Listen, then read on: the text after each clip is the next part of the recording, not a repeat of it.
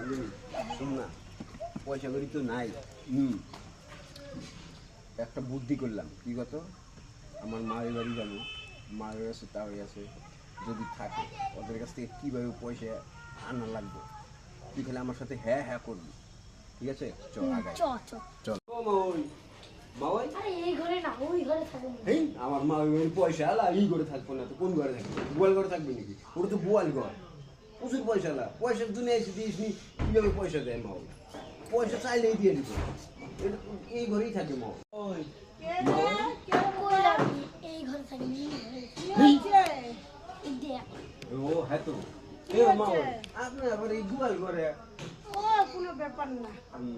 বলছিলাম কি, দাদার কিছু টাকার দরকার ছিল। হ্যাঁ, সে মোটামুটি যা পারেন 2-3 লাখ টাকা যা পারেন দেওয়ার খুবই দরকার ছিল দাদা। ব্যবসা একটু লস হয়েছে তো, ফোনে তো করতে পারে না, আমাকে পাঠায় দিয়েছে।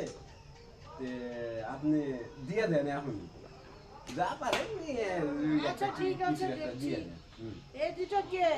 এটা আমার বান্ধবী, এটা আমার বন্ধু। ও আচ্ছা ঠিক আছে, বসো বাবা, আমি দেখি তোমার টাওয়ার কোথায় চাবিটা রেখে গেছে। আমি দেখি। বসো, মানে আমরা এদিক দিয়ে ঘোরাঘুরি করি, বসো বসো, দেখি। ঘোরাঘুরি করি। আর দেখলি পয়সা দেখ কিভাবে নেওয়া লাগে।